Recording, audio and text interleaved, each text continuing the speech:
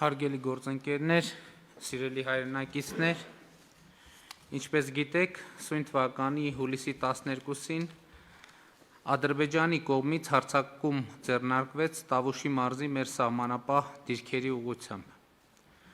Հայաստանի զինված ուժերը ոչ միայն ետ մղեցին հակառակորդի հարձակումները, այլև նրան պատճառեցին էական վնասներ։ Ադրբեջանական կողմը կրել է բազմաթիվ կորուստներ, այդ թվում սպառազինության և ռազմական տեխնիկայի, ներառյալ գերժամանակակից տեխնիկայի, ինչը հայկական ռազմական ուժի, մտքի և ռազմաարդյունաբերական համալիրի ակնհայտ հաղթանակն է։ Շատ ավելի ուժեղ էր հակառակորդին հասցված բարոյահոգեբանական հարվածը, և սահմանին տեղի ունեցած դեպքերի արդյունքում Ադրբեջանում ներքաղաքական անկայուն վիճակ է ստեղծվել, ինչը այդ երկրի ղեկավարությանը ստիպում է դիմել նորանոր սադրանքների,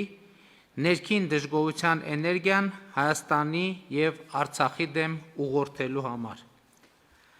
Այս ամենի ֆոնին հարկ եմ համարում կատարել մի քանի կարևոր արձանագրումներ։ Նախ, Ադրբեջանը հարձակվեց Հայաստանի ինքնիշխան տարածքի վրա, և ևս մեկ անգամ պիտի ընդգծեմ, որ այն դիրքերը, որոնք դարձել են վերջին երկու շաբաթվա իրադարձությունների կիզակետ, գտնվում են Հայաստանի ինքնիշխան տարածքում և Հայաստանին ուղղված Ադրբեջանի մեղադրանքները իր դեմ ագրեսիայի վերաբերյալ պարզապես անհեթեթ են։ Ադրբեջանը հարձակում գործեց այն ժամանակ, երբ Հայաստանը ներգրավված էր Լեռնային Ղարաբաղի հարցի կարգավորման խաղաղ գործընթացում և այն պայմաններում, երբ Ադրբեջանը հրաժարվում էր բանակցել հակամարտության հիմնական կողմի Արցախի հետ։ Ադրբեջանի բոլոր հարձակումները վճռականորեն ետ մղվեցին և հայկական կողմը առավել քան ամրացրեց իր դիրքերը սահմանագծում։ Ադրբեջանական այն միֆը, թե նրա բանակը կարող է հաղթել հայկական բանակին և հետևաբար Հայաստանը և Արցախը պետք է զիջումների գնան, հօդս ցնդեցին։ Մենք երկար ժամանակ Ադրբեջանին հորդորում ենք չփորձել մեզ հետ խոսել ուժի դիրքերից, ուժի լեզվով և ուժի սպառնալիքներով։ Եվ հիմա կարող ենք ասել, Հայաստանը ոչ միայն մերժեց ուժի սպառնալիքը դիվանագիտական սեղանի շուրջ, այլև մարտի դաշտում ցույց տվեց, որ դրանք անհիմն են և չեն արտացոլում ուժերի իրական հարաբերակցությունը։ Երբ ասում եմ ուժերի իրական հարաբերակցություն, նկատի չունեմ միայն սպառազինությունների և զինված ուժերի քանակը, այլ նախ և առաջ նրանց գործողությունների որակը, կառավարման մակարդակը։ Հիմա կարող ենք վստահ ասել, որ Հայաստանի զինված ուժերը, հայոց բանակը ոչ միայն ցուցաբերեցին բարձրագարկ մարտունակություն, այլև տարածաշրջանի ամենամարտունակ և ամենաինտելեկտուալ բանակի համարումը վերահաստատեցին։ Եվ սա պարզապես հայտարարություն չէ, այլ հուլիսի 12-ից հետո տեղի ունեցածի մանրավասն վերլուծությունից բխող հետևություն։ Մեր բանակը ինչպես եղել, այնպես էլ շարունակում է մնալ համազգային հպարտության աղբյուր և Տավուշում ևս մեկ անգամ վերահաստատեց իր այս կարգավիճակը։ Կարևոր եմ համարում նաև այն, որ Հայաստանի հասարակությունը ցույց տվեց միահամուռ աջակցություն և վստահություն իր լեգիտիմ կառավարությանը և զինված ուժերին։ Կուզենայի առանձնահատուկ ընդգծել Սփյուռքի մեր հայրենակիցների միասնությունը, Հայաստանին իրենց օգնելու նվիրումը, խոհեմությունը և սթափությունը։ Սփյուռքի մեր հայրենակիցները այս օրերին ևս մեկ անգամ ցույց դրեցին, որ մենք մեկ ամբողջություն ենք, մեկ ընտանիք, մեկ ոգի և մեկ ինքնություն։ Սիրելի հայրենակիցներ, հարգելի գործընկերներ, անցած այս օրերին միջազգային համայնքի առջև մենք ցուցաբերեցինք պատասխանատու և վստահ պահվածք։ Մենք հավատարիմ մնացինք կրակի դադարեցման 3 պայմանավորվածություններին,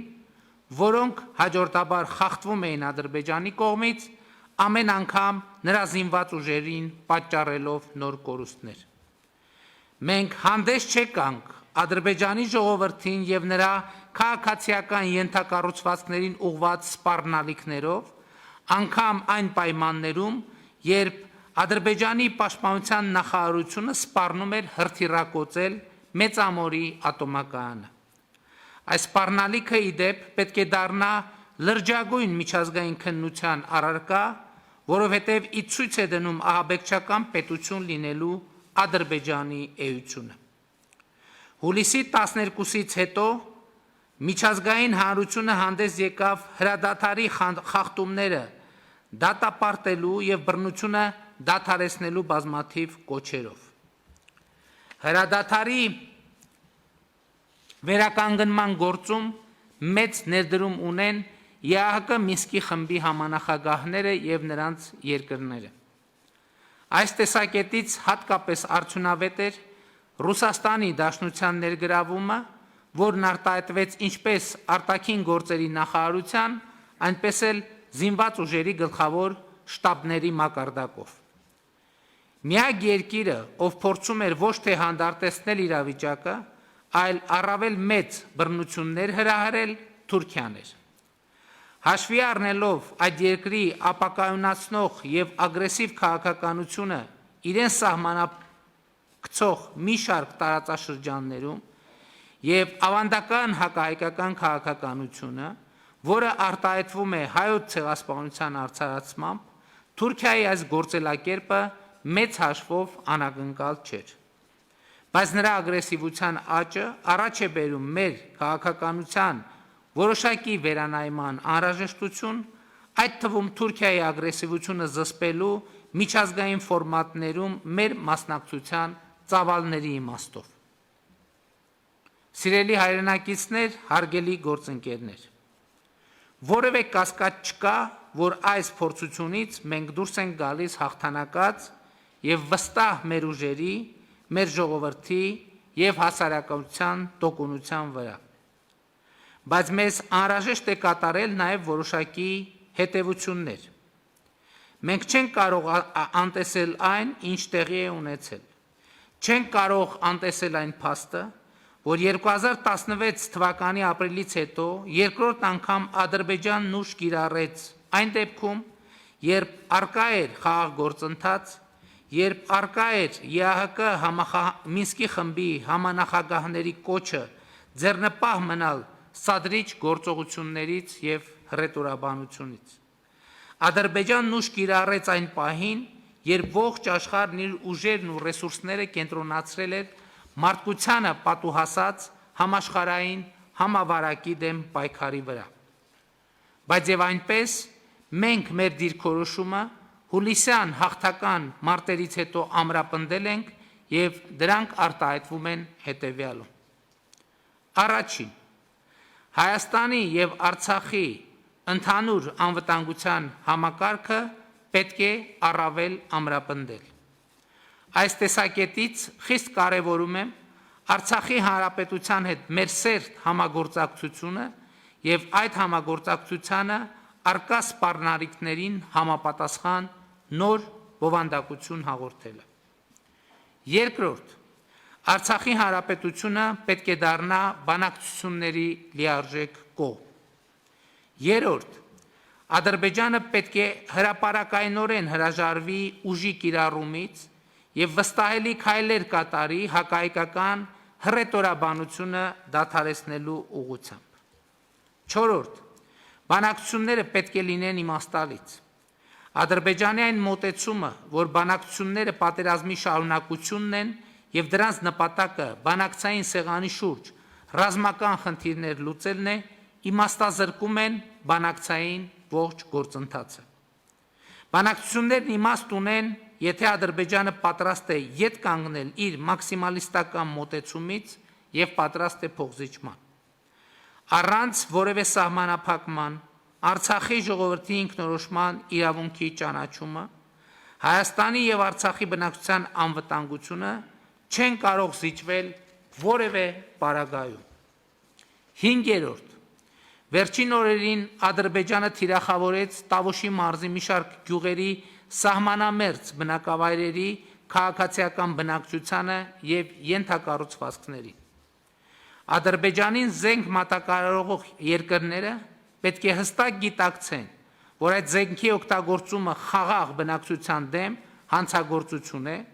քանի որ այնպիսի տպավորություն է ստեղծվում, որ Հայաստանի զինված ուժերի եւ խաղաղ բնակչության դեմ կռվում է ոչ թե Ադրբեջանը, այլ օտարերկրյա ճշգրիտ մահաբեր զինատեսակներ արտադրող միջազգային կորպորացիաներ իրենց մասնագետներով հանդերձ։ Արդեն երրորդ տասնամյակը ձգվող հակամարտությունը լուրջ վնաս է հասցնում Հայաստանի սահմանավերձ բնակավայրերին եւ Արցախում ապրող մարդկանց եւ խախտում է նրանց քաղաքական, տնտեսական, բնապահպանական, տեղաշարժի եւ այլ իրավունքներ։ Այն մոտեցումը, որ այդ իրավունքները կարող են իրացվել միայն հակամարտության կարգավորումից հետո, ընդունելի չէ։ Հակամարտության գոտում ապրող մարդկանց խնդիրները պետք է դառնան բանակցային օրակարգի առաջնային մաս։ 6. Հրադադարի պահպանման մոնիտորինգը, որը գոյություն ուներ մինչև համավարակը, փաստացի խիստ սահմանափակ է։ Անհրաժեշտ է ներդնել արդյունավետ միջազգային մոնիտորինգ, որը լինի մշտական եւ ունենա ստուգողական մեխանիզմներ, որոնք կարձանագրեն, թե երբ եւ որ կողմն է խախտել հրադադարը։ Նմանօրինակ մոնիտորինգային գործունեություն կարող է իրականացնել ԵԱՀԿ գործող նախագահի անձնական ներկայացուցչի գրասենյակը, որն ունի տարածաշրջանում տարիների փորձառություն եւ կարող է ապահովել ԵԱՀԿ դիտորդների մշտական ներկայությունը տարածաշրջանում թե պետական սահմանին եւ թե շփման գծում։ Զինվորականների միջև տեղում ուղիղ կապի ապահովումը արդյունավետ գործիք է միջադեպերը կանխելու եւ պարզաբանելու ուղղությամբ։ 7. Հակամարտության խաղաղ կարգավորման նպատակով Հայաստանը շարունակելու աշխատել ԵԱՀԿ Մինսկի խմբի համանախագահների հետ։ Մենք վճռականորեն մերժել եւ մերժելու ենք հակամարտության շահարկմամբ տարածաշրջանը ապակայունացնելու Թուրքիայի փորձերը։ Սիրելի հայրենակիցներ, հարգելի գործընկերներ, հուլիսյան հաղթական մարտերը ցույց տվեցին, որ 2018 թվականի ոչ բռնի, թավշյա, ժողովրդական հեղափոխության, դրան հետևած ժողովրդավարացման, կոռուպցիայի դեմ պայքարի, բարեփոխումների, բանակի զարգացման նոր հայեցակարգի արդյունքում մեր երկիրն ու հասարակությունը դիմակայունության ու համախմբվածության նոր մակարդակի են հասել։ Մեզ կարելի է ոգևորվել այս փաստից, բայց եւ այդ ոգևորությունը պետք է փոխակերպվի ամենօրյա ստեղծարար աշխատանքի, մեր երկրի տնտեսական, քաղաքական, ռազմական ու դիվանագիտական պոտենցիալը զարգացնելու ուղղությամբ։ Եվ մենք կհաղթենք,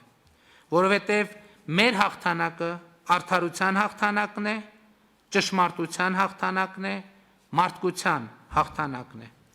Շնորհակալություն։ Հարգելի գործընկերներ, այժմ առաջարկում եմ անցնել կառավարության 2020 թվականի հուլիսի 23-ի հերթական նիստի օրակարգին։ Նախ պիտի օրակարգը հաստատվի